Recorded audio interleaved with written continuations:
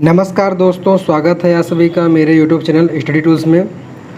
तो आज के इस क्लास में हम प्रश्नावली 3.6 के क्वेश्चन नंबर 2 को सॉल्व करेंगे दूसरे को, जिसमें कि दिया हुआ है कि 2 महिलाएं एवं 5 पुरुष एक कसीदे के काम को साथ साथ 4 दिनों में पूरा कर सकते हैं। फिर कह रहा है जबकि 3 महिलाएं एवं 6 पुरुष इसको 3 दिन में पूरा कर सकते हैं। मतलब 2 कंडीशन दे रहा है। कह रहा है कि ये जब 2 महिलाएं और 5 पुरुष काम करते हैं तो वो काम 4 दिन में होता है, और यदि 3 महिलाएं और 6 पुरुष काम करते हैं तो उसी काम को करने में 3 दिन लगते हैं। तो इसमें हमें ज्ञात करना है कि इसी कार्य को करने में एक अकेली महिला कितना समय लेगी। अब पुनः अगर इसी कार्य को एक पुरुष करेगा तो उसमें कितना समय लगेगा। तो इसमें मैं दोनों जो पूछ रहा है कि दोनों काम करने में कितना समय लेंगे, तो हम मान लेते हैं कि माना महिला द्वारा लिया गया समय, एक महिला द्वारा, एक या अकेली द्वारा लिया समय मान लेते हैं कि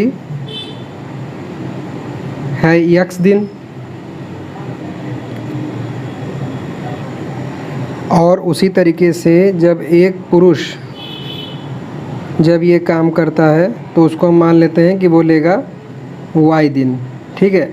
अब क्वेश्चन को आगे सॉल्व करने से पहले आपको एक कॉन्सेप्ट समझना बहुत ज़रूरी है, क्योंकि इसको हमें द्विघात समीकरण से करना है। तो इसके लिए आपको ये जानना जरूरी है। जैसे मान लीजिए कि अगर आप कोई भी काम करते हैं 5 दिन में, तो इस पूरे काम को करने में अगर आपको 5 दिन लग रहा है तो एक दिन में आप कितना काम करेंगे।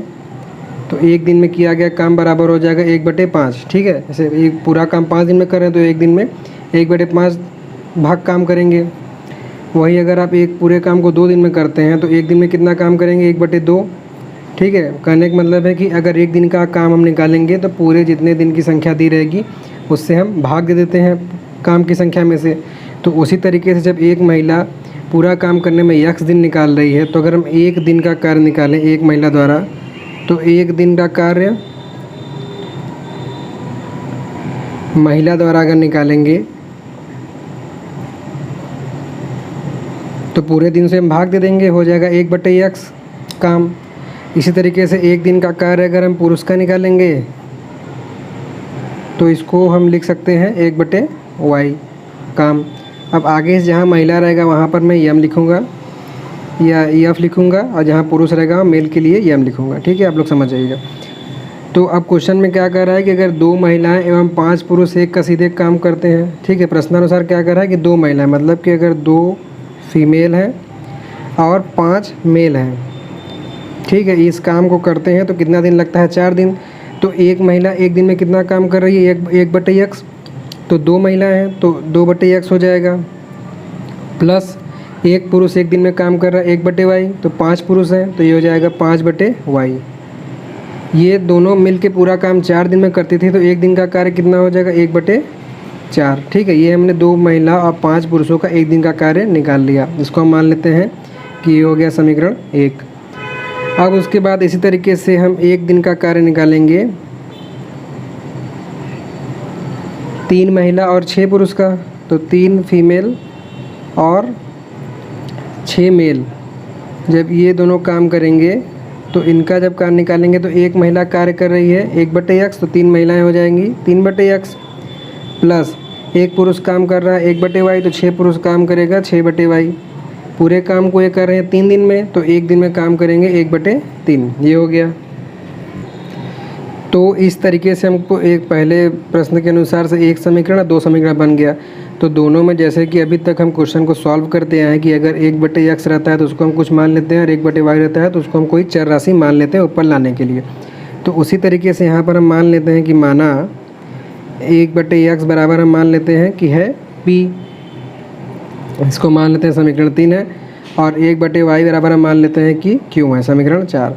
अब समीकरण 3 और समीकरण 4 से जब हम समीकरण 1 में मान रखेंगे, तो समीकरण 1 में जब हम मान रखेंगे तो यहाँ से हो जाएगा 2x है तो ये हो जाएगा 2p प्लस 5, 1/y की जगह 5q बराबर हो जाएगा 1/4।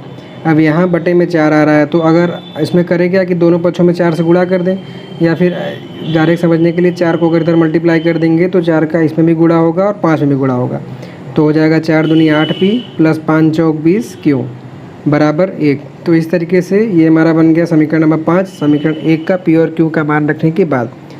फिर से जब हम समीकरण 3 और 4 का मान समीकरण 2 में रखेंगे, तो समीकरण 3 दिया हुआ, समीकरण 2 दिया हुआ 3/q, तो ये हो जाएगा 3p प्लस 6/y है, तो ये हो जाएगा 6q बराबर 1/3। तो उसी तरीके से इधर का 3 का गुणा इन दोनों में हो जाएगा, तो ये हो जाएगा 9p प्लस 6 3 18q बराबर 1। इसको हम मान लेते हैं कि ये समीकरण 6। अब समीकरण 5 और समीकरण 6 में हमें किसी एक गुणांक, चाहे तो आप p के गुणांक को बराबर करें या फिर q के गुणांक को बराबर करें। तो मैं यहाँ पे p के गुणांक को बराबर कर रहा हूँ। तो p के गुणांक को बराबर करने के लिए हमें क्या करना पड़ेगा कि समीकरण 6 से हम p के गुणांक 9 का समीकरण 5 में गुणा कर दें, और समीकरण 5 से p के गुणांक 8 का हम समीकरण 6 में गुणा कर दें। तो हम वही करते हैं कि समीकरण 5 में हम 9 से गुणा कर देते हैं, और समीकरण 8 में हम समीकरण 5 में हमने 9 से गुणा किया और समीकरण 6 में हमने 8 से गुणा किया। दोनों के गुणांक तो बराबर हो गए। अब इसको हमें कैंसिल करना है, तो जैसा कि देख रहे हैं कि दोनों का चिन्ह जो है पॉजिटिव, दोनों प्लस ए भी प्लस है, तो हमें इसको घटाना पड़ेगा। घटाएंगे तो दोनों का चिन्ह जो है प्लस माइनस होके कैंसिल हो जाएगा। अब इसको करते हैं, तो समीकरण 5 में जब 9 से गुणा करेंगे तो हो जाएगा 8 9 72p, 20 है, 20 में हम 9 से गुणा करेंगे तो 2 9 18, ये हो जाएगा 180q, और इधर 9 से गुणा होगा तो इधर बराबर 9 हो जाएगा। फिर इसी तरीके से समीकरण 6 में हम 8 से गुणा करेंगे तो ये हो जाएगा 8 9 72p प्लस 18 8 होता है 144q, और 1 में 8 से गुणा होकर हो जाएगा 8। तो इन दोनों को घटाएंगे, चिन्ह बदल जाएगा। नीचे वाले समीकरण का ये प्लस से माइनस, ये प्लस से माइनस, ये प्लस से माइनस, तो 72p प्लस और 72p माइनस तो कैंसिल हो गया। अब 180q में से जब 144q हम घटाएंगे तो यहाँ से आ जाएगा 36q, और 9 में से 8 जाएगा, बचेगा 1। तो इस तरीके से q का मान हमें मिल गया 1/36। तो q का मान 1/36 मिल गया। अब इस मान को चाहे तो आप समीकरण 5 में रख दें या फिर समीकरण 6 में रख दें, तो हमको p का मान पता लग जाएगा। तो हम इस q के मान को 1/36 को समीकरण 6 में रखते हैं। तो समीकरण 6 में रखेंगे तो समीकरण 6 जैसा कि दिया हुआ है 9p प्लस 18q बराबर 1, तो ये हो जाएगा 9p प्लस 18q का मान रखेंगे 1/36 बराबर 1, 18 से काटेंगे 18 दूनी 36, तो ये हो जाएगा 9p प्लस 1/2 बराबर 1, क्रॉस मल्टीप्लाई हो जाएगा 9 दूनी 18p plus 1/2 is equal to 1, ये 2 इधर चला जाएगा, तो 18p प्लस 1 बराबर 2 हो जाएगा। ठीक है, 18p प्लस 1 बराबर 2, और इस 1 को इधर भेजेंगे तो 18p, 2 में से 1, ये 1 उधर जाके माइनस हो जाएगा, 2 में से घट के बचेगा 1, और इस तरीके से p का मान आ जाएगा 1/18। तो हमें p का मान पता लग गया और q का मान पता लग गया। अब p और q के मान को हम एक बार p के मान को हम समीकरण 3 में रखेंगे तो हमें x का मान पता लग जाएगा, और जब q के मान को हम समीकरण 4 में रखेंगे तो हमको y का मान पता लग जाएगा। तो इन दोनों मान को रखते हैं। जब हम p के मान को समीकरण 3 में रखते हैं, ठीक है, तो समीकरण 3 से जो कि दिया हुआ है 1/x बराबर p, और p का मान हमने निकाला है 1/18, तो यहाँ से हो जाएगा 1/x बराबर 1/18, क्रॉस मल्टीप्लाई करेंगे, 18 का गुणा 1 में हो जाएगा और x का गुणा 1 में हो जाएगा, तो यहाँ से x बराबर आ जाएगा 18, तो x का मान 18 आ गया। अब हम समीकरण 4 से q का मान रखेंगे, तो q बराबर दिया हुआ है 1/y बराबर दिया है q, और q का मान है 1/36 जैसा कि आप देख सकते हैं। तो इसमें बिल्कुल इसी तरीके क्रॉस मल्टीप्लाई करेंगे तो डायरेक्टली ऊपर आ जाएगा, तो y बराबर हो जाएगा 36। तो इस तरीके से हमें x का मान पता लग गया और y का मान पता लग गया। ठीक है, तो x हमने क्या माना था कि एक महिला द्वारा लिया गया समय, तो x मतलब महिला लेगी 18 दिन, और y बराबर पुरुष है तो y लेगा 36 दिन। ठीक है, अब अगर आपको लग रहा है कि मतलब सवाल अगर हमारा गलत तो नहीं लगा है तो उसको आप चेक कर सकते हैं। तो जैसा कि पहला समीकरण दिया है कि 2 महिलाएं और 5 पुरुष, एक दिन का कार्य दिया है 1/4, तो इसको कर लेते हैं। तो हो जाएगा 2/x प्लस 5/y बराबर 1/4। अगर ये x और y का मान रखने पे ये मान आ जा रहा है तो मतलब 1/4 आ जा रहा है, तो मतलब हमारा सवाल सही है। तो 2/18 x का मान है प्लस 5, y का मान है 36, 2 1 कम 2, 2 9 18, 1/9, ठीक है। और y का मान है 36, तो 5/36 बराबर 1/4। तो अब जब हम 9 और 36 का एलसीएम लेंगे तो इसका एलसीएम 36 हो जाएगा। तो 9 में 36 से भाग देंगे 4 बार में जाएगा, 4 का 1 में गुणा करेंगे तो 4, फिर 36 में 36 का भाग देंगे तो 1 बार आएगा, और 1 से 5 में गुणा करेंगे तो 5। तो ये हो जाएगा 9/36, तो 9 1 कम 9, 9 चौक 36। तो जैसा कि आप देख सकते हैं कि हमें 1/4 प्राप्त हुआ। तो इस तरीके से हमारा x और y का जो मान निकला है वो सही है। अब मैं आपको एक बार बता देता हूँ कि आपको कैसे इसको नोट करना है।